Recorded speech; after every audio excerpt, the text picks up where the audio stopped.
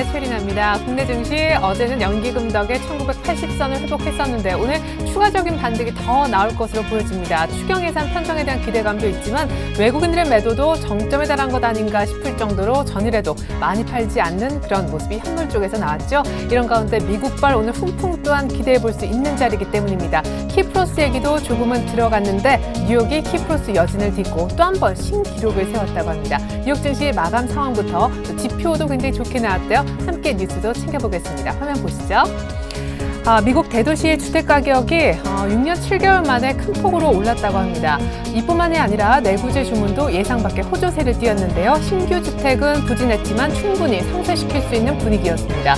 뉴욕 증시는 이처럼 지표 호조 덕에 다우존스 지수가 사상 최고치를 경신했는데 이제는 14,600까지 넘볼 수 있게 됐고요. S&P 500도 2007년 고점에 불과 1.4포인트 격차로 다가섰습니다. 유럽 증시 또한 동반 상승했는데요. 이 같은 미국발 훈풍도 있었지만 22인사들이 키프로스 구제금융안은 예외적인 것이라고 강조하면서 시장에 안도감을 줄 수 있는 발언을 내놓았습니다. 그럼에도 불구하고 ECB, 즉 유럽 중앙은행과 EU 측은 엇박제를 내고 있는 그런 모습인데요. 예금 과세안을 놓고 새 EU법에 고액 예금자 손실 분담을 요구하는 내용을 포함시킬 수도 있음을 지금 검토 중이라고 얘기를 해서 시장은 조금 갸우뚱하고 있습니다. 한편 아프리카에서 열렸죠. 신흥경제 5개국 모임인 브릭스 정상회의에서는 브릭스 개발은행 지금 한번 만들어 보려고 하고 있는데 각국이 얼마나 돈을 내서 출범을 시킬 것인지 출연금 규모를 놓고 논의에 난항을 빚었다고 합니다. 네, 오늘 시장 개장을 5분 정도 남겨두고 있습니다. 출발 증시 와이드 오늘의 주요 코너들 먼저 살펴드립니다.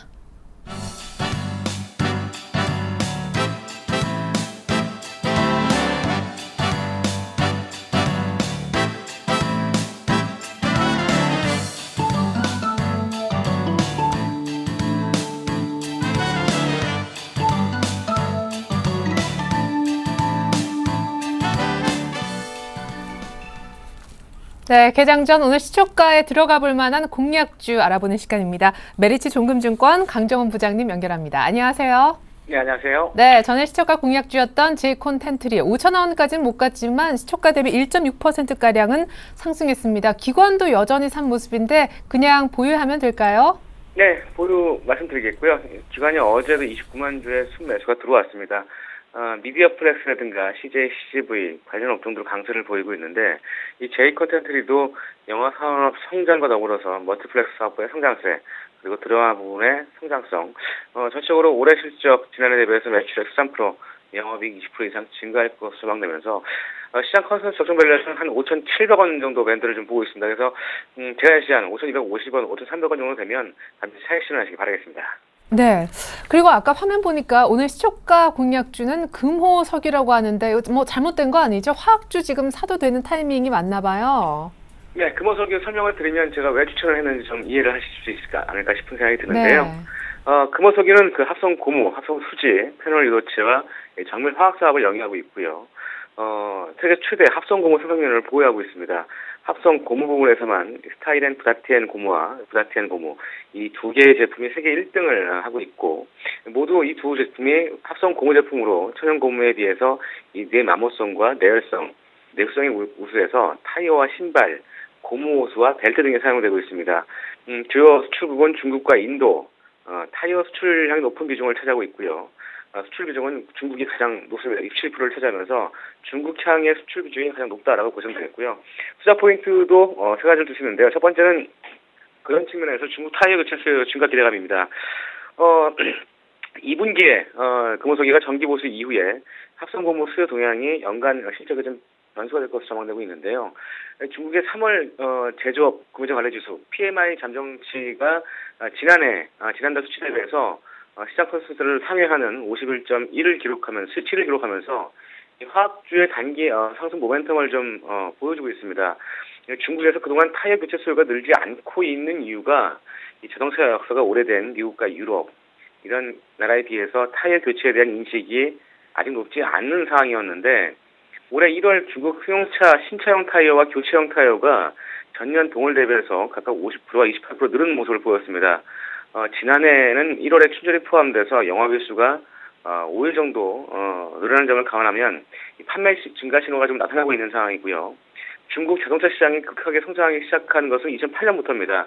타이어 교체 주기가 3년 정도 되는데 주행 거리가 3만 킬로, 4만 킬로에 권장하고 있고 시기상으로 중국 타이어 수요가 좀 늘어날 때가 좀 됐다라고 좀 보시면 되겠고요. 이 금호석유가 2차세대 합성 고무인 그 솔루션 스타일앤 부다티안 고무를 성장성으로 지금 보고 있습니다. 중장기적으로 지난해 6만 톤에서 올해는 10만 톤의 추가 증설을 예정에 있는데요. 이 고무는 뭐냐면 차세대 합성 고무입니다. 2012년 EU를 시작으로 해서 미국과 일본, 한국 이런 주요 선진국에 도입되는 그 타이어 라벨링 제도, 한마디로 얘기하면 그 에너지 소유율 등급제를 말합니다. 이 친환경 타이어의 핵심 속성을 제공하는 차세대 합성 고무인데 2020년까지 약 7조 5천억 규모의 시장을 형성할 것으로 전망되고 있습니다. 일본의 경우에는 2010년, 유럽도 2012년 12월부터 적용을 하고 있고 국내에서도 지난해 12월부터 타이어 라벨링 제도가 도입됐습니다.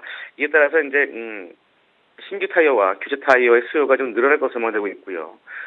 전체적으로 이런 부분들이 금호석의 단기가 좀 바닥 패턴을 좀 보여주고 있다라고 좀 보시면 되겠고, 두 번째는 1분기 실적 기저가 기대감입니다.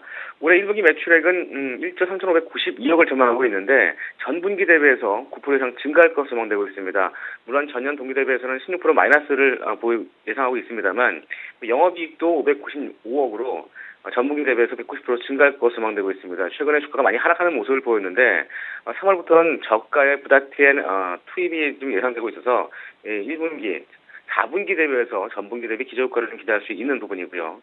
전체적으로 올해 실적은 지난해 대비해서 매출액은 3.5%, 영업이익은 110%, 순이익은 3,540억으로 대폭 증가할 것으로 전망되고 있습니다. 저점 밸류에이션은 올해 실적 전망치 대비해서 14만 원 정도를 볼 수 있을 것 같고요. 기반도 최근 바닥권에서 3월 18일부터 23만 주의 순매수를 좀 보이고 있는 부분, 이런 부분들을 단기 바닥 포인트로 오늘 주가 공략주로 제시하도록 하겠습니다. 그러게요. 한 10만 원 정도가 진짜 진바닥인가 하는 이제 기대감이 들게 하는데 최근에 연기금을 비롯한 기관에 한번 강하게 들어온 적이 있었습니다. 오늘 시초가에 들어가서 단기 목표가 어느 정도 설정해 볼까요? 네, 단기 목표가 11만 5천 원까지 제시해드리겠고요. 손절가는 짧게 보겠습니다. 10만 원 하는 시에 손절 대응하시기 바라겠습니다. 네, 오늘 시초가 공략주 강정훈 부장님으로부터 금호석유 설명을 한번 들어봤습니다. 감사합니다. 네, 고맙습니다.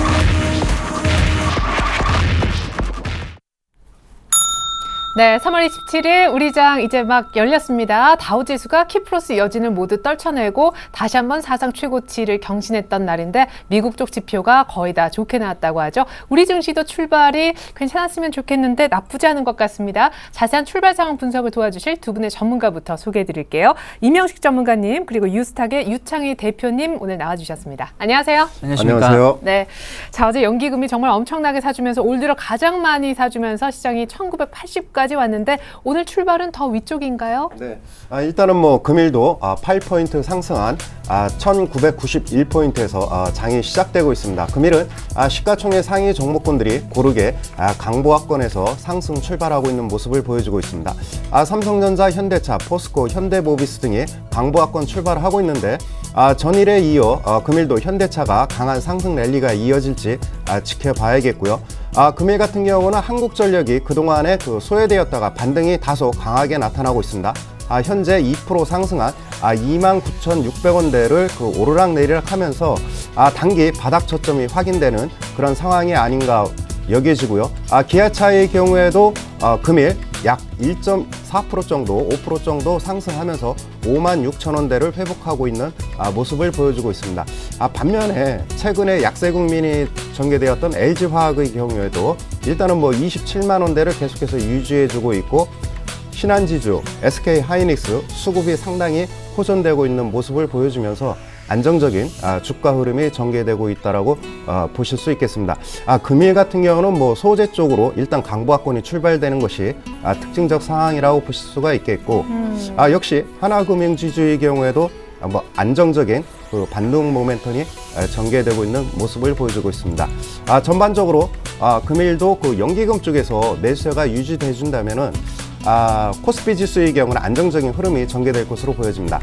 반면에 외국인 매도 공세가 계속해서 이어진다면은 종목별, 섹터별 차별화되는 상승 흐름이 전개될 것으로 예상되기 때문에 적어도 1시간 정도 흐른 이후에는 업종별로 섹터별로 상승 흐름이 판가름 날 것으로 보여집니다. 일단은 전체적인 시장의 흐름을 보면은 전 업종이 고른 상승 흐름이 전개되고 있고 서두에 말씀드린 바와 같이 금일은 한국전력의 반등에 힘입어 전기가스 업종이 장 초반부터 강하게 상승 랠리가 이어져 가고 있다고 보실 수 있겠습니다. 네, 감사합니다.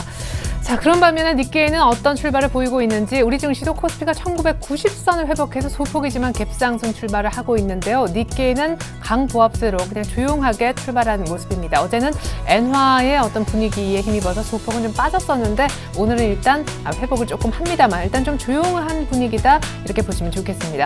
코스닥 상황도 이어서 살펴보죠. 어제 기관 매도에도 불구하고 외국인들이 컴백하면서 결국 플러스 마감을 시켰던 코스닥인데 550선이 조금 안 됐었어요. 오늘 출발은요? 네, 오늘 출발은 일단은 갭상승 출발해가지고 552.56포인트에서 좀 주가가 형성되고 있습니다.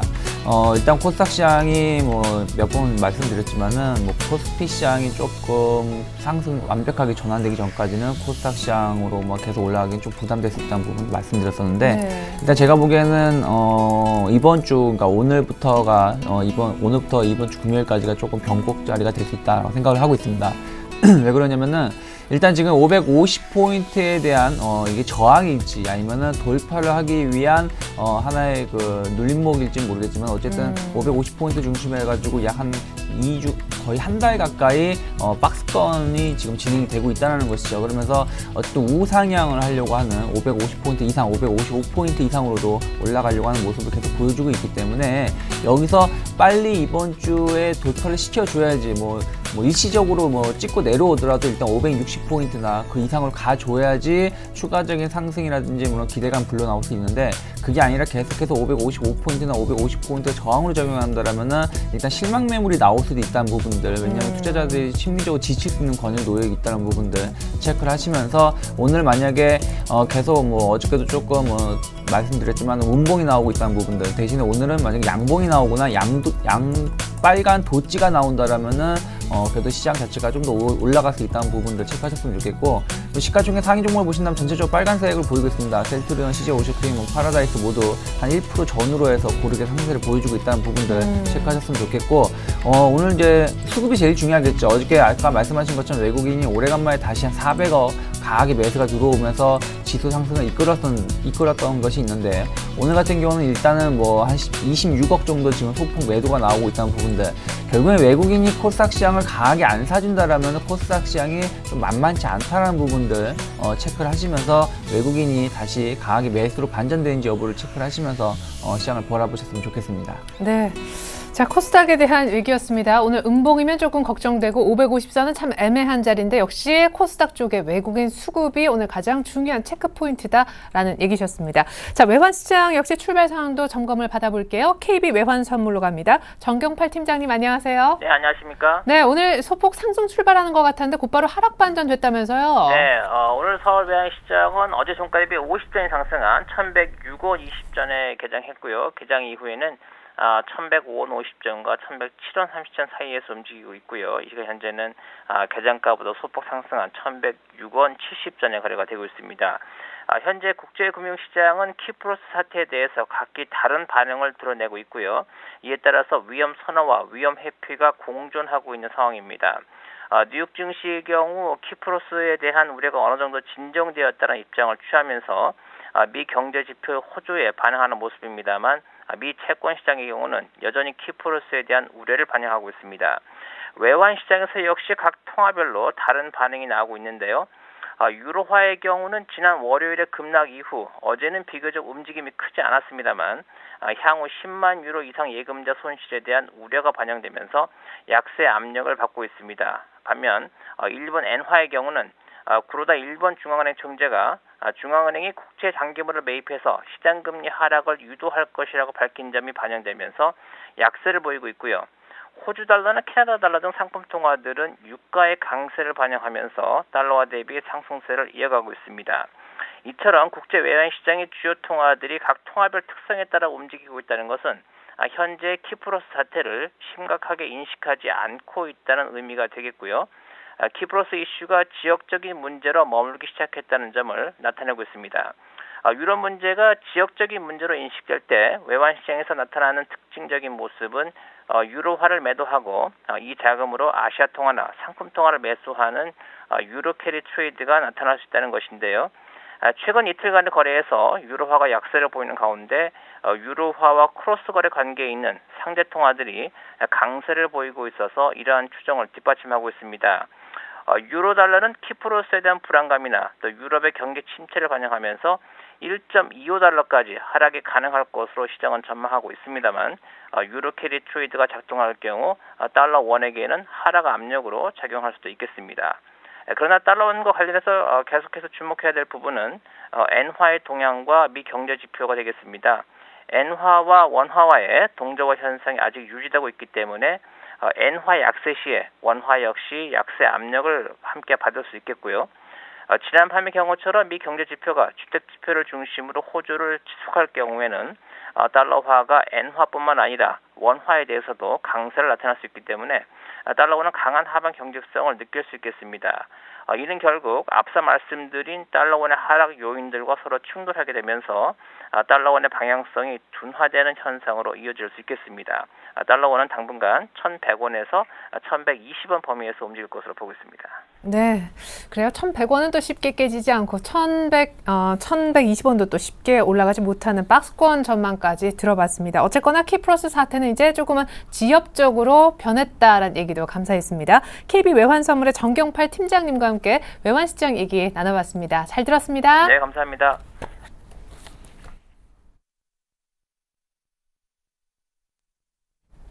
네, 이어서 고수들의 작전 타임 세워보겠습니다. 오늘 만나볼 고수는요, 바로 한국밸류21의 이득호 대표님이 되겠습니다. 안녕하세요. 반갑습니다. 네, 1940에서 머뭇머뭇했는데 곧바로 갭으로 훌쩍 뛰어오르더니 이제는 어느덧 며칠 만에 1990선입니다. 또 2000 얘기가 오늘 나오지 않을까 싶기도 한데 대표님, 어떤 작전으로 오늘 시장 보면 좋겠습니까? 글쎄요. 일단 어제 키 리졸브 훈련 이후에 북한 움직임에 대한 리스크에 좀 대비를 해야 한다고 좀 말씀드렸는데 장마치고 좀 뉴스가 나왔었죠. 북한발 리스크가 다시금 고개를 드는 것이 아닌가 사실 좀 걱정이 됩니다. 가뜩이나 뭐 현재 시장에서 개인들의 비중이 많은 코스닥이나 뭐 거래소 시장에서도 큰 특징적인 모습을 찾기 좀 어려운 상황인데 좀 우려가 되는 게 사실입니다. 일단 오늘은 뭐 다우지수가 사상 최고치를 경신하면서 출발은 뭐 상승 출발하고 있는 모습인데 제가 지난 시간에 말씀드렸던 1930포인트, 이 지지선이 201선과 241선이 밀집이 되어 있는 강한 이평선이다라고 좀 말씀을 드렸었죠. 북한발 리스크던 유럽발 리스크던 이 1930포인트가 지지되는 한 앞으로 전저점이죠. 1945포인트와 1994포인트의 저항 구간에서의 박스권이 나올 확률이 높다. 이렇게 좀 말씀을 드릴 수 있겠습니다. 그 박스권이 형성될 동안 저항으로 있는 21선이죠. 이 21선이 우하향하면서 이평선을 끌어내리는 모습이 형성이 되겠고요.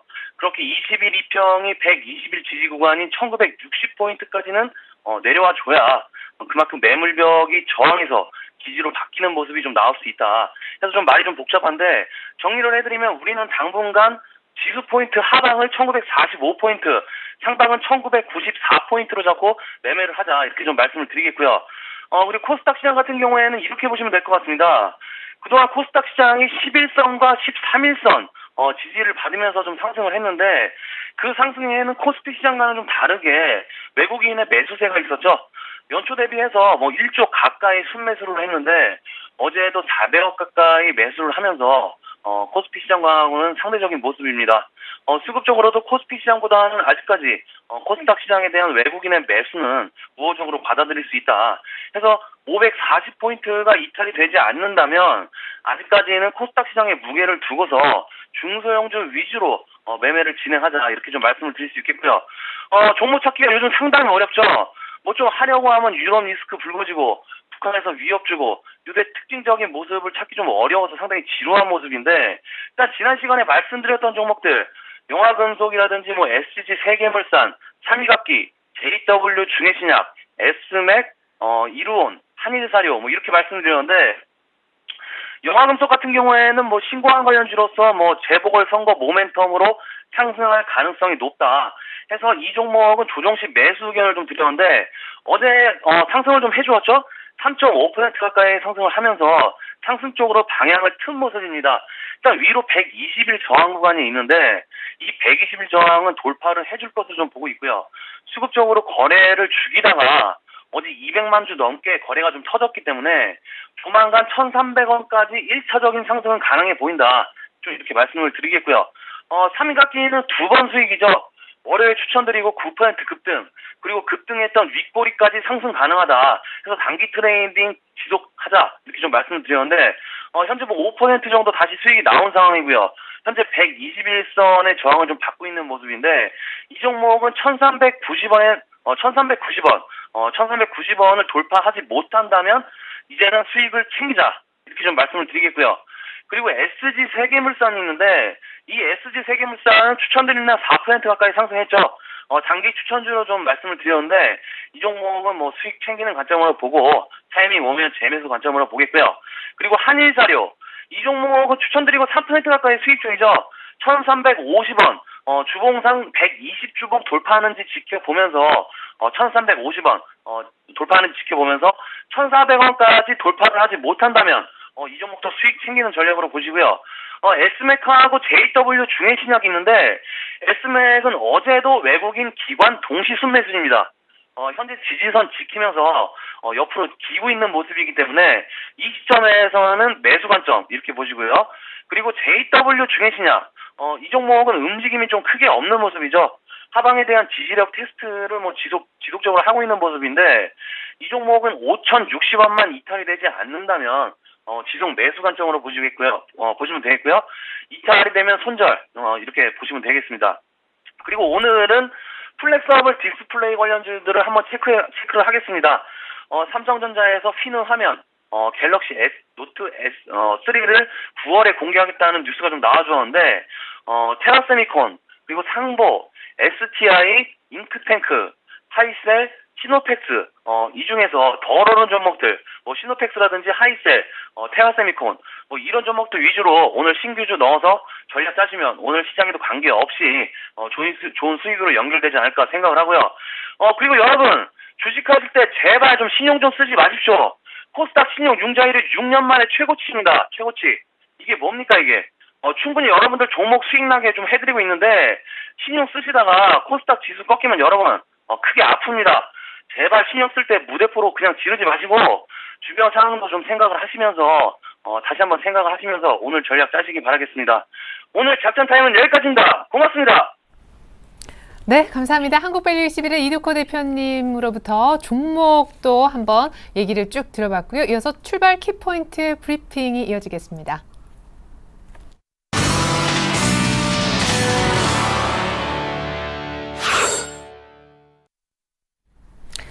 네, 1990선을 한때 상회했던 코스피가 약간 상승폭을 줄이고 있긴 한데 코스닥과 함께 지금 상승세 자체는 놓치지 않고 있습니다. 자, 지금 이 시각에 뭔가 좀 특징적인 움직임을 보이고 있는 종목이나 혹은 종목군들에 대해서 대응법까지 알아보는 키포인트 브리핑 시간입니다. 먼저 코스피 쪽 보겠는데요. 삼성전자가 꽤 괜찮게 출발하는 것 같았는데 곧바로 하락 반전이 돼서인지 시장의 상승폭이 줄었고 전일 또 화제를 뿌렸던 자동차군들이 오늘도 강세라고요. 네, 그렇습니다. 당분간 뭐 자동차 흐름은 상당히 좋을 것으로 보여집니다. 먼저 삼성전자를 살펴볼까요? 삼성전자의 경우에는 일단은 뭐 다시 한번 150만 원대 회복했다는데 일단은 뭐 만족해야 될 것 같습니다. 왜냐하면은 외국인 쪽에서 계속해서 매도 물량이 나오고 있기 때문에 시가총액 상위 종목군 위주의 상승 흐름은 제한적일 것으로 보여집니다. 반면에 여전히 옐로칩인 삼성전기의 상승 흐름이 오늘도 상당히 좋습니다. 그렇기 때문에 현재 IT 섹터 내에서는 LG전자, 삼성전기, LG디스플레이 쪽으로 압축해 볼 필요가 있는데 LG전자의 경우는 최근에 많이 상승을 했습니다. 그러다 보니까 상승 탄력이 둔화되는 그러한 모습을 보여주고 있고 반면에 바닥권인 삼성전기, 금일 같은 경우는 LG디스플레이가 N자형 상승 패턴을 형성하고 있는 모습을 보여주고 있기 때문에 금일도 역시 IT 섹터에서는 뭐 삼성전기 LG 디스플레이에 집중할 필요가 있겠고요. 다음으로 그 눈여겨봐야 되는 게 그 자동차 섹터인데, 현재 그 현대차가 다시 상승 흐름이 전개되고 있는데요. 네. 현대차, 기아차의 상승 배경 요인은 최근 들어서 엔화 약세가 그 둔화되고 있죠. 그럼에도 불구하고 현재 그 심리적으로 상당히 그 호재성 재료가 나오고 있죠. 캐나다와 FTA이 뭐 체결이 일단은 사실상 타결된 그런 상황이고요. 최근에 또한 그 브릭스 쪽에서 지난 2월달 자동차 판매 동향이 나왔는데 약 9.5% 증가했다는 소식이 전해지고 있고요. 1분기 그 비수기에 따른 실적 부진, 이러한 요인들이 모두 반영이 되고 2분기 성수기에 진입하면서 이에 따른 그 주가 상승이 현재 실적과 맞물리면서 시장에서 반영되고 있다라고 보실 수가 있겠습니다. 중요한 것은 기아차의 경우 네. 주야간 그 생산 교대 방식에서 주간 그 2교대 연속 방식으로 생산 방식이 바뀌었는데, 이때 생산량이 차질될 것으로 예상이 되면서 주가가 큰 폭의 하락 국면이 나타냈는데, 지난주에 이미 뭐 토요일 날 특근을 하겠다라는 이런 소식과 함께 생산량 감소가 어느 정도 만회될 것으로 보여집니다. 이에 따른 재료들이 복합적으로 작용이 되면서 일단 뭐 현대 기아차의 상승 흐름 다시 한번 안정적으로 이어져 갈 것으로 보여집니다. 그러나 최근에 완성차보다는 부품주 섹터 쪽으로 흐름이 상당히 좋죠. 금일 같은 경우에는 동양기전이 다시 한번 강한 상승 랠리가 이어져 가고 있습니다. 네.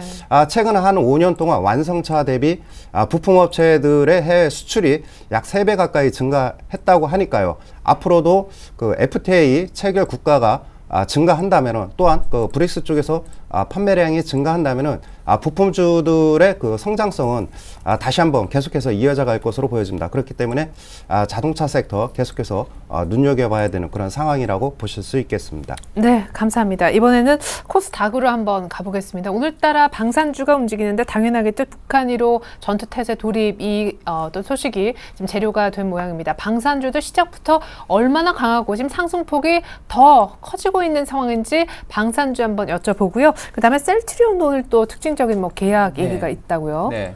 일단 뭐 시장은 먼저 좀 말씀드리고 진행한다라면, 일단 외국인이 수급 적으로 한 60억 정도 매도가 나오고 있다는 부분들, 네. 이게 이게 조금 완화가 되고 매수 전환되는지 체크하셨으면 좋겠고, 차트가 그로 인해서 약간 상승폭을 저하고 낮추고 있다는 부분들 바라보셔야 될 것 같은데, 네. 이런 요인 중 하나가 이제 방금 말씀하신 방위산업, 그러니까 북한이 이제 북한 1호 전투 근무 태세를 진입했다는 얘기가 뉴스가 나왔죠. 어저께 나오다 보니까 방산주들이 어저께 시간 외에 가격 그 거래에서 뭐 급등세를 띄었었어요. 그것이 네. 오늘 이제 반영이 되면서 뭐 스페코가 10%, 뭐 빅텍이 8%, 슈니드가 3% 정도 올라오면서 뭐 전체적으로 최소한 한 5% 가까운 상승세를 보여주고 있다는 부분들 체크가 될 수 있겠고요. 특히 이제 이러한 종목군의 이제 문제점은 뭐냐면은 최근에 조금 이제 한번 빠졌다가 다시 북한 뉴스가 나오면 올라오고는 있지만 고점을 돌파하지 못하고 있다는 부분들. 그나마 스페코가 제일 차트가 좋음에도 불구하고 역시 한 3,700원대 있고요. 빅텍 같은 경우는 뭐 예전의 가격대에서 다시 움직이고 있는 부분들 체크하신다라면은, 너무 뭐 북한 이슈에 따라서 추격 매수를 잘못하게 되면은 이제부터 손실이 나올 수 있다는 부분들, 추가 상승보다는 제한된 상승, 오히려 하락폭이 더 커질 수 있다는 부분들 체크하셨으면 좋겠고요. 그 다음으로 이제 또 하나가 이제 북한 이슈 같은 경우는 어느 정도 이제 마무리 국면에 놓였다 보시면 될 것 같아요. 그러다 네. 보니까 그러한 것이 추가적인 이슈가 또 나오기도 어렵지 않을까라는 생각을 같이 연동해서 생각하셨으면 좋겠고요. 셀트리온 같은 경우가 이제 자회사죠. 그러니까 셀트리온 헬스케어 쪽을 통해서 880억 정도 바이오 시밀러 매출을 좀 공급을 한다라는 얘기가 나왔어요. 네. 그래서 지금 오늘 정도 상승을 좀 보이고 있는데, 뭐 엄청나게 오르고 있지 않으니까 워낙에 뭐 큰 기업이고 또 그 정도 수주 가지고 뭐 주가 급등할 정도의 기업은 아니기 때문에 네. 뭐 그냥 53,600원대에서 그냥 계속 움직이고 있다는 부분들. 다만 이제 최근 이제 거래 정지가 풀리고 난 상황에서 셀트리온 같은 경우가 조금 아쉬운 점이 뭐냐면, 다른 기업들은 뭐 헬스케어 관련된 뭐 정보 기대감이라든지 이런 정책의 효과가 네. 있는 주가가 좀 올랐었는데, 셀트리온은 그 영향을 전혀 못 받았던 부분이 좀 있었거든요. 다만 이제 그런 부분하고 또 이제 코스닥 시장이 약간은 멈칫거리고 있다는 거에 이제 물려 있는데, 제가 보기에는 한 53,000원 혹은 52,000원대까지만 해서 잘 지지가 형성이 된다라면은 그 이후에 뭐 57,000원이나 뭐 6만원대까지도 충분히 올라갈 수 있는 지금 모양새를 그리고 있다는 부분들 체크하시면서 뭐 긍정적으로 바라봐도 좋지 않을까 생각 좀 하고 있습니다. 네, 감사합니다. 이번에는요, 다시 코스피로 올라가서 조금 더 특징적인 종목 위주로 한번 얘기 나눠보겠습니다. 현대중공업이 프랑스로부터 수주했다는 20억 달러 지금 수주설이 돌고 있고요. 뭐 좋은 얘기죠. 한국전력이 오늘 조금 기운을 차린다는 소식도 들어와 있고, 무엇보다 두산인프라코어가 어제 급등 이후 오늘 추가 상승한다고요. 네, 우선 뭐 현대중공업의 경우 그 프랑스 토탈사로부터 20억 달러 해양 설비를 수주를 했습니다. 현재 조선 3사의 경우 계속해서 상반기 내에 상당한 수주가 이루어질 것이라는 기대감이 팽배했었는데요. 현재 하나 둘씩 일단은 뭐 수주가 이루어짐으로 인해서 바닥권에서 탈피하는 그런 상황이라고 보실 수가 있겠고, 현대중공업 일단은 뭐 목표가 22만 원대를 계속해서 유지되고 있기 때문에 상당 기간 현대중공업의 경우에는 바닥권에서 탈피하기 위한 그런 과정이 전개될 것으로 보여지고, 주가를 보시면은 일단은 의미 있는 바닥 저점은 작년 11월 달 20만 원대를 이탈하는 시점에 형성이 됐기 때문에 현재 시점에서는 완만한 주가 흐름이 전개될 가능성이 매우 높다라고 보실 수가 있겠고, 다음으로는 한국전력입니다. 한국전력의 경우 외국인 매도 공사가 집중적으로 이루어지고 있죠. 수급 불안으로 인해서 하락 국면이 전개되고 있는데, 일단은 목표가를 4만 원대를 제시하고 있기 때문에 어느 정도 가격 조정이 이루어진 이후에는 다시 한번 강한 상승 랠리가 이어져 갈 가능성이 큽니다. 오늘 만약에 강한 반등을 못하면은 역시 좀 안 좋게 봐야 됩니까? 오늘은 또 갑자기 어제까지만 해도 실적에 대한 걱정이 있었는데 오늘은 또 실적 턴어라운드 이렇게 오르고 그러니까 이 기업을 볼 때 수급이냐 실적이냐 상당히 중요한 이슈인데요. 지금은 뱅가드뿐만 아니라 아이쉐어즈라는 또 다른 글로벌 펀드에서 현재 국내 주식 투자 비중을 조절을 하고 있습니다. 이에 따른 압박이 한국전력으로 집중되고 있는 상황 속에서 연기급 쪽에서 활발히 물량을 소화해주고 있습니다. 그렇기 때문에 한국전력 장기적으로 길게 본다면은 차트를 한번 보시면은 3만 원대가 중요한 분기점 자리라고 보실 수가 있겠습니다. 3만 원대를 이탈하는 시점에서는 일단 환율 요인도 있고요. 그런 측면에서 일단은 3만 원대를 이탈하는 시점에서는 매력이 있다라고 보실 수가 있겠습니다. 다음으로는 두산인프라코어인데요. 전일 모처럼만에 3월달 판매 굴삭기 판매가 한 1,500대 정도 증가했다는 소식과 함께 전일 기관 쪽에서 대량 매수가 유입이 됐습니다. 특히 전반적으로 바닥권에서 큰 대량 거래가 터질 때는 의미 있는 업황 바닥과 주가 바닥이 형성된 그런 사례가 많았기 때문에 이번에는 두산인프라코어 바닥권에서 확실하게 탈출할 가능성이 매우 높다라고 볼 수가 있겠습니다.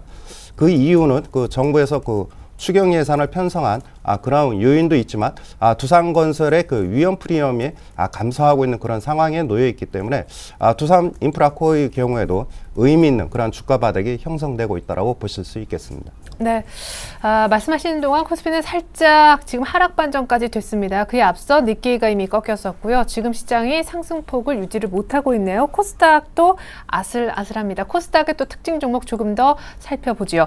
태산LCD 그리고 태산LCD는 이틀째 상승, 그리고 H&H 지금 M&A 재료권으로 오늘까지 이달 들어 3배나 오른 종목 대응법도 알아보고요. 이지바이오라는 종목까지 오늘 모두 다 상한가에 들어갔네요. 네, 지금 특징주로서는 방금 말씀하신 이지바이오, 태산LCD, 팜셀바이오, HNS 등이 이제 한 상한가에 좀 진입을 해놓고 있는데, 태산LCD는 이제 워크아웃을 위해서 M&A 소식이 나왔습니다. 그래서 회사를 매각하겠다는 얘기가 나오면서 어제에 이어서 오늘도 이틀 연속 상한가를 기록을 하고 있어요. 그래서 일단은 이 회사가 상당히 옛날에 좋았었죠. 2008년도 서브프라임 사태가 발생하기 전에 키코 사태로 인해서 회사가 완전히 무너진 건데, 그 전까지 상당히 기술력도 좋았고 괜찮은 회사다라는 부분들 본다라면은 일단 M&A 기대감으로 다시 정상화할 수 있지 않을까라는 기대감 작용하고 있다는 부분들. 다만 이제 이 부분은 좀 확인을 해야 될 부분도 있기 때문에 그 부분은 좀 체크를 하면서 대응하셨으면 좋겠다는 부분들 같이 바라보셨으면 좋겠고요.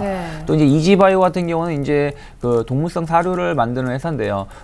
바이오 산업에 대한 성장성이 기대가 되고 있고 그런 부분에 가장 큰 수혜를 입을 수 있다는 기대감을 작용해서 오늘 뭐 강한 갭상승 동반해서 추가적인 상승이 나와서 뭐 상한가를 기록하고 있습니다. 그래서 네. 4,370원 정도 기록하고 있는데 일단 지금 차트 모양으로만 본다면 추가적으로 좀 더 올라갈 수도 있다는 부분들 무슨 얘기냐면은 매물대를 갭으로 돌파해가지고 상승했다는 부분도 있기 때문에 물론 작년 고점대 4,500원대가 좀 저항으로 작용할 수도 있지만은 이 자리가 뭐 오늘 기세 좋게 양봉 상한가가 나왔기 때문에 뭐 내일이나 내일 모레 이번 주말까지는 뭐 큰 문제가 없는 한 추가적인 상승세도 가능할 수 있다는 부분들 체크하시면서 대응하셨으면 좋겠고요. 또 하나가 이제 H&H 같은 경우는 지금 이제 조금 오늘 이제 약간 경고를 받았죠. 그러니까 네. 너무 급등해서 뭐 가격 변동에 대한 경고를 받았는데 뭐 젠백스가 인수를 했기 때문에 뭐 이 기대감으로 뭐 2배 정도 올라온 거는 뭐 당연히 올라올 수 있다 생각을 하고 있고요. 뭐 이러한 종목은 경고를 받는다고 하더라도 뭐 일시적으로 조정은 나와도 다시 올라가는 경우가 있기 때문에 제가 보기에는 오늘 갭상승, 그러니까 오늘 장중 저점이 5,300원대인데요. 최소한 5,300원만 지켜진다라면 뭐 추가 급락보다는 뭐 기간 조정 아니면은 뭐 추가 상승도 가능할 수 있다는 부분들 체크하시면서 대응하시되 그렇다고 해서 뭐 상한가에 쫓아 매수하기에는 좀 부담은 될 수 있다는 부분도 어쨌든 너무 올라왔다는 부분들에 대한 경고가 나왔을 때는 주가가 네. 바로 치고 나가기보다는 좀 쉬었다 가는 부분도 있다는 거 체크하셨으면 좋겠습니다. 네, 좋습니다. 자, 이번에는 수급 특징주 한번 보겠습니다. 전일 외국인 기관 이들에 의해서 수급에 의해서 이제 종목의 흐름이 결정되는 것이 아주 주식의 기본인데요. 특징적인 흐름을 수급에 의해 띌 수밖에 없었던 종목들입니다. 먼저 코스피에 관한 것인데 종목들 리스트부터 보시죠. 네, 전일 연기금이요. 1,670억 하루 만에 순매수. 순매수가 산 거에서 뺀 거 이제 판 금액이 1,670억 원이었는데 올 들어서 가장 연기금이 많이 샀던 날입니다. 순서대로 가장 많이 샀었던 종목들 리스트인데요. 1위부터 7위까지 삼성전자, 현대차, 기아차, 삼성전기 있었고요. 신한지주, 삼성중공업, 그리고 오늘 N자형 반등 얘기하셨던 LG디스플레이도 있었군요. 전반적으로 ID 차였고 일부 신한지주와 삼성중공업 정도가 이제 플러스 알파로 끼어있는 그런 모습이고요. 여기 이제 더해서 전일 코스피 수급 특징주를 조금 더 본다면은 외국인들이 오늘 아직 종가상 얼마 팔지 모르겠지만 이틀간 앞서 1,000억대도 안 팔았었죠. 이런 기간 동안 순매도폭을 줄였을 때 뭘 샀느냐 보니까 외국인들은 하이닉스에 큰 관심 보여주고 있고요. LG전자 그리고 글로비스, 한국타이어 역시 자동차 관련된 종목이고요. KT와 SK텔레콤 그리고 포스코도 있었습니다. 자, 우리 임영주 전문가님 네. 어떤 힌트 얻어볼 수 있을까요? 연기금이 수출주를 많이 담았네요. 네, 그렇습니다. 외국인과 기관의 역할이 다소 바뀌었죠. 외국인의 매도 물량으로 인해서 현재 시가총액 상위 종목군들은 대부분 하락세를 면치 못하고 있습니다. 그러나 연기금을 중심으로 해서 안전판 역할을 하고 있죠. 시가총액 상위 종목군으로 대규모 매수가 유입되고 있기 때문에 지수는 어느 정도 변동성을 보이겠지만은 안정을 찾아갈 것으로 예상이 되기 때문에 시장에 대해서 두려워 말고 일단은 뭐 담담하게 대응할 필요가 있겠고요. 특징적 요소를 보면은 연기금 쪽에서 시가총액 상위 종목군은 뭐 IT 섹터에 집중하고 있지만은 신한지주라든가 삼성중공업, LG디스플레이 즉 하반기에도 점진적으로 업황이라든가 실적이 개선될 만한 그러한 종목군으로 집중되고 있다는 점을 눈여겨봐야겠고요. 네. 반면에 외국인들의 경우에도 시가총액 상위 종목으로 물량을 내놓고 있지만은 반면에 옐로칩 종목군으로 실적과 업황이 괜찮은 2등 주주자들을 계속해서 매수하고 있습니다. SK하이닉스, LG전자뿐만 아니라 금주에 들어서 눈에 띄는 것은 현대글로비스, 한국타이어입니다. 한 2주 전에 현대글로비스의 경우는 바닥권에서 탈피하는 모습을 보여줬는데 외국인 쪽에서 본격적으로 매수세가 최근에 집중적으로 유입되고 있기 때문에 현재 국면에 있어서는 그동안에 소외되었던 산업재 섹터 쪽으로도 서서히 매기가 확산되고 있다는 것을 의미하기 때문에 이러한 의미는 하반기 갈수록 경기가 완만하게 회복될 가능성이 매우 높다는 것을 의미하기 때문에 투자자 여러분들도 일단은 뭐 옐로칩에 다시 한번 관심을 가질 필요가 있다라고 여겨집니다. 네, 그러면은 곧바로 우리 이명식 전문가님의 한마디를 좀 이어서 들어보죠. 뭔가 연관성이 있을 것도 같아서요. 그래서 아까 차도 분석해 주셨는데 네. 뭐 자동차가 또 괜찮아 보이기도 하고 네. 조언 한 말씀 부탁드릴게요. 그 최근의 흐름을 보면은 그 음식료 업종에서 뭐 대상이 어제 52주 신고가를 나타냈고요. 최근에 베이직 하우스에 대한 1분기 실적 호전과 함께 목표가를 상향 조정하고 있습니다. 지금 시장은 변동성을 약간은 보이고 있지만은 실적주들의 흐름이 차별화되면서 계속해서 이어져 가고 있습니다. 반면에 SK 브로드밴드의 경우는 무료 통합 확대 이러한 요인으로 인해서 약세 국면이 전개되고 있습니다. 반면에 2분기 실적도 전망이 괜찮은 자동차 섹터 쪽으로 기관 매수가 유입되고 있거든요. 그렇기 때문에 1분기 실적과 2분기 업황 개선이 예상되는 섹터 종목으로 다시 한번 집중할 필요가 있겠고, 다음 달 중순이면 본격적인 1분기 어닝 시즌에 돌입하기 때문에 미리미리 대응할 필요가 있다라고 여겨집니다. 네, 어닝 시즌 대비 역시 실적이 되는 종목 혹은 섹터 쪽으로 집중하자. 2분기 실적 전망까지 체크하자라는 말씀이셨습니다. 자, 전일 코스닥의 수급 특징주도 보고 역시 유창희 대표님의 조언까지 확인합니다. 먼저 종목입니다.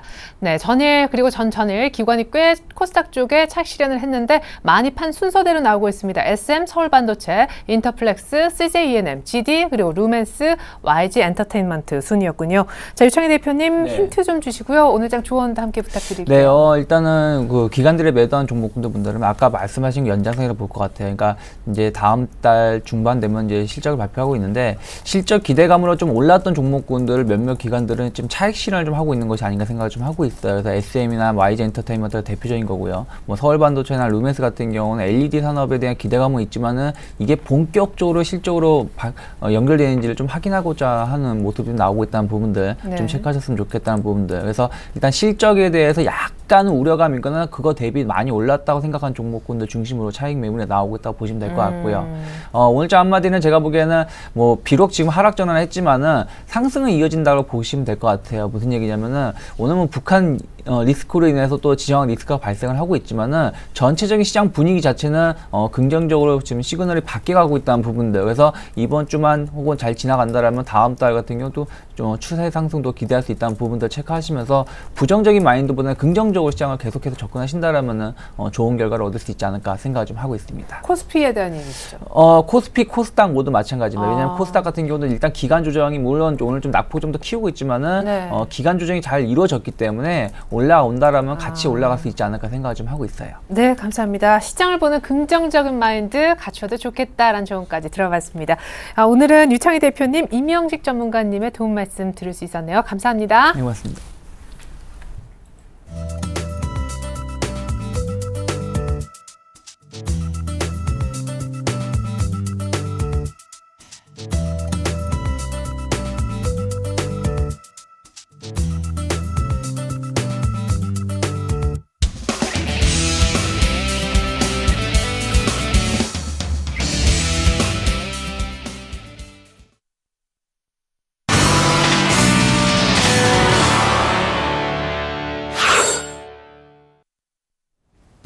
안녕하세요. 증권사 모닝전략 김혜영입니다. 오늘도 각 증권사에서 내놓은 리포트 내용 보다 자세하게 살펴봅니다.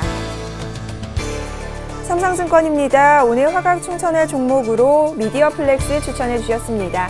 신한금융투자에서는 일본은 있다, 한국도 있다라는 제목의 리포트 살펴주셨고요.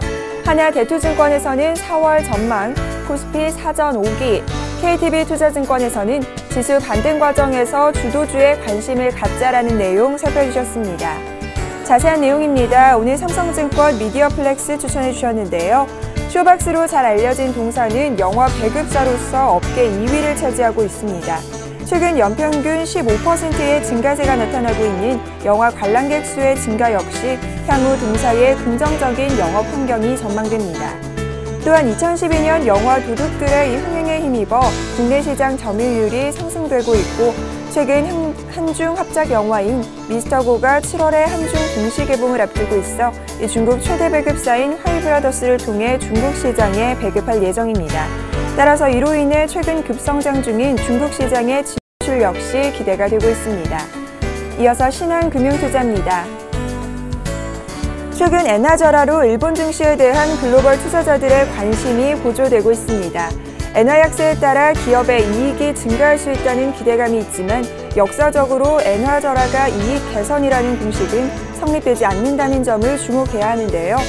일본 증시의 밸류에이션상 이 저평가 영역이 맞기는 하지만 한국 증시가 상대적으로 더 매력적인 것으로 분석되고 있습니다. 일본 대내외 여건상 가파른 엔저는 일본 경제에 치명적일 수 있어 엔화 약세 속도의 조절이 예상되고 한국 증시의 소외 역시 단기적으로 해소될 것으로 보입니다. 한국 증시의 저평가 매력도 부각될 수 있으리라 함께 판단해 봅니다. 이어서 하나대투증권입니다. 2차 분기를 시작하는 4월은 1, 4분기 중 국내 증시 부진의 원인이 되었던 일련의 우려가 완화되거나 주요 변수들이 개선될 여지가 있다고 봅니다. 환율 이슈는 엔화 약세의 탄력이 약화되고 있고 펀더멘탈 지표는 글로벌 경기 회복과 정책 기대감 등을 감안해보면 2, 4분기부터 본격적으로 개선될 가능성이 높습니다. 또한 1분기 실적은 이미 상당히 하향 조정된 점을 감안할 필요가 있는데요. 따라서 4월 주식시장은 기술적인 수렴 과정이 마무리된 이후 전고점 돌파를 시도할 가능성이 높다는 판단입니다. 코스피 예상 범위는 1940에서 2080포인트 제시합니다. 국내 증시의 모멘텀이 점차 개선될 것으로 기대하며 2900포인트 선 중반에서는 분할 매수를 통해 주식 비중을 확대하는 것이 유효하다는 판단입니다. 네, 오늘은 KTB 투자증권 이성웅 대리님 연결해 자세한 리포트 내용 살펴보겠습니다. 안녕하세요. 네, 안녕하십니까? 네, 자세한 리포트 내용 살펴주시죠. 네, 우선은 지금 현재 코스닥의 우리나라 시장 상승 추세 여건이 굉장히 좀 튼튼해졌다. 우선 이 말씀 먼저 드리겠고요. 그렇기 때문에 지금 현재 같은 경우에 크게 무리하는 부르는 것보다 최근에 장세를 주도했던 그러한 좀 종목들, 주도주 위주로 접근하는 전략이 좀 좋지 않을까라는 생각이 들고 있습니다. 우선 반등 과정, 최근에 좀 코스피가 좀 반등하는 과정에서 자동차 그리고 전기전자 업종이 반등 반등을 좀 주도했다 볼 수 있겠는데, 이런 자동차와 전기전자 업종 쪽으로 해서 대형주 위주로 해서 좀 타는 전략이 우선 좋지 않을까라는 생각이 좀 들고 있습니다.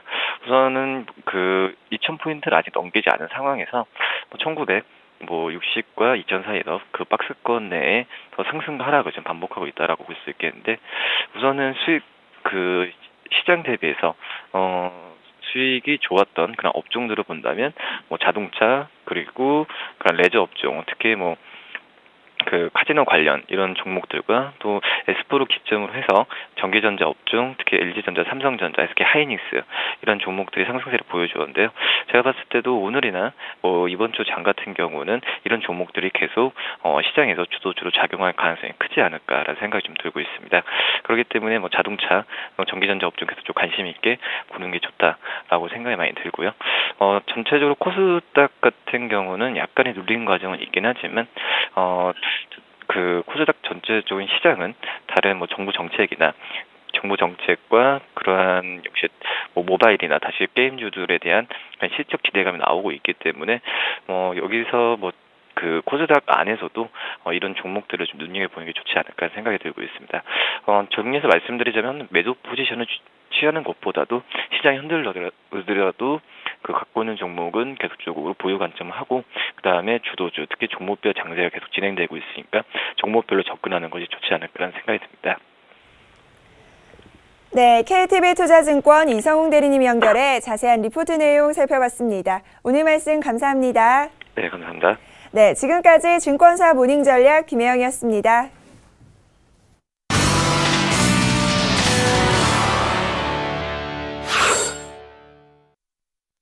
네, 속보 전해드립니다. 전일 북한이 1호 전투태세에 진입했다고 밝히면서 위협을 고조시킨 가운데 오늘 강원도 동부 중부전선 쪽 GOP에 이상물체가 발견돼 군 당국이 진돗개 하나를 발령하며 경계태세를 높이고 현재 이상물체가 무엇인지 일단 곧바로 사격 조치를 하긴 했다고 하는데 물체에 대한 확인 작업을 벌이고 있다고 합니다. 때문에 현재 코스닥은 하락 반전이 돼 있긴 하지만 방산주만큼은 훨훨 날아가고 있습니다. 관련된 북한 소식 전달을 해드렸고요. 이어서 글로벌 이슈 속 숨겨진 한 줄의 의미도 찾아보는 시간 가져보죠. IM투자증권 김동섭 이사님 만나보겠습니다. 안녕하십니까? 네, 안녕하세요. 네, 예금자 과세안 놓고 지금 ECB하고 EU 쪽 엇박자가 나고 있는데 EU 쪽에서는 새롭게 만든 EU 법에다가 고액 예금자 손실 부담 내용을 넣을 것까지 생각하고 있다고요? 이게 좀 문제가 좀 될 수 있죠. 제가 지난번에 의회 상황이 선례를 남기면 안 된다라고 얘기를 했었는데, 그때 그 EU 그 유로그룹 의장이죠. 예른 데이셀블룸이 파이낸셜 타임즈에서 키프로스 구제금융이 유로존 그 은행 문제 해결에 새로운 본보기가 될 것이다라는 얘기를 하면서 주가를 확 흔들었었다가 철회를 했었죠. 그 이후에 어저께 ECB에서 로버트니 그 집행이사가 이것은 키프로스에 한해서 끝내야 된다라고 했는데, 갑자기 EC에서 유럽 집행위에서 이번 그 키프로스에 대한 그 선례가 새로운 EU 법의 고액 예금자 손실 부담을 포함하는 것을 검토하고 있다. 뭐 이런 얘기가 지금 들려오고 있죠. 그럼 이거는 이제 전체적으로 놓고 보면 가능성이 60-70% 넘어간다라고 판단해야 되지 않을까 이렇게 판단합니다. 왜냐하면 이번에 키프로스 사태에서 배후적으로 강력하게 힘을 썼던 것을 본다면 IMF하고 메르켈이었거든요. 그러고 난 다음에 EC에서 이런 얘기가 나오고 있다면 유로존에서 위기국들의 어떤 구제금융을 결정할 때 실사단을 보내게 되죠. 그 실사단을 우리가 트로이카라고 하는데, 트로이카는 ECB 하나, 그 다음에 EU 하나, 그 다음에 IMF거든요. 근데 두 군데에서 이 얘기가 나오고 있다는 얘기는 다수결 원칙으로 따져도 2대1이 되죠. 그 얘기는 무슨 말이냐면 결국에 가서는 이 부분이 시장의 공론화 가능성이 굉장히 크다라는 생각을 해야 될 것 같고, 이런 부분이 많이 나온다 그러면 결국 유로존에서 미국들의 돈 많은 사람들은 아마 자금을 몰래 빼돌릴 확률이 높다라는 부분이 생각이 들고 있습니다. 그래서 상당히 현재로서는 일단 덮고 넘어가려는 모습이 보이고 있지만 향후 시장에는 상당한 악재로 작용할 수 있는 부분을 열어두고 봐야 되지 않을까 이렇게 판단하고 있습니다. 네, 그렇군요. 확률이 높아진다라는 얘기까지 들어봤고요. 미국 쪽 얘기도 한번 나눠보겠습니다. 미국의 비둘기파의 어떤 연준 사람이죠. 윌리엄 더들리 뉴욕 연준 총재께서 고용이 개선되면 양적 완화를 축소할 수 있다, 이런 발언을 한 것 같은데, 정말 출구 전략할 시기가 다가오긴 다가온 걸까요? 비둘기파 입에서 나온 얘기 아닙니까? 최근에 미국의 고용 질이 안 좋다, 이런 분석도 있었었는데. 이 내용을 자세히 보면요. 예. 그 비둘기파, 대표적인 비둘기파가 이런 생각을 하고 있다는 자체가 뭐 출구 전략을 암시하는 게 아니냐, 이런 얘기인데요.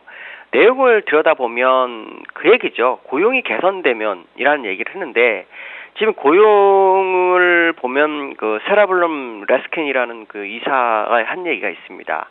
그 시장은 비정규직과 그다음 저임금자가 늘어났지 실제 고용의 어떤 질이 좋아진 것은 전혀 아니기 때문에 언제든지 흔들릴 수 있다라는 얘기죠. 그럼 이걸 일편적으로 본다면 결국에서 다른 면으로 본다면 결국 고용이 개선되기 전까지는 양적 완화를 지속하겠다라는 얘기가 똑같은 얘기가 되죠. 근데 이제 중요한 건 뭐냐면 그 FOMC에서 양적 완화를 종료하는 부분이나 출구 전략을 할 때의 기본적으로 인 게 뭐냐면 실업률 6.5에 인플레이션 2.5였죠.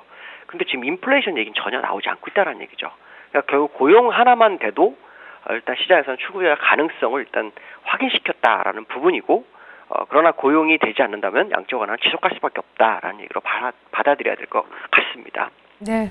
한편 지금 미국 주도의 어떤 달러 금융 질서에 우리 자체적으로 뭔가 만들어 보겠다라고 브릭스 지금 회의에서 브릭스 개발은행 만드는 것을 추진을 하고 있는데, 이게 이제 각국에 얼마나 돈을 낼 것인가, 출연금에 대해서는 조금 이견이 있지만 어쨌거나 이런 분위기가 만들어지고 있는 것도 참 눈길을 끄는 대목인 것 같습니다. 이거는 될 확률이 굉장히 높습니다.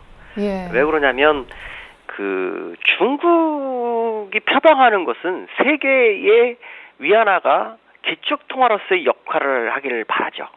근데 문제는 그 기축통화를 하고 싶어도 미국이라는 달러가 시장을 가로막고 있습니다. 그래서 중국은 계속해서 무역 결제 자체를 위안화로 결제하는 쪽으로 계속 유도하고 있거든요. 그러면 우리가 일반 그룹으로 봤을 때 금융을 하나 가지고 있으면 그 그룹이 참 부도나기 쉽지 않죠.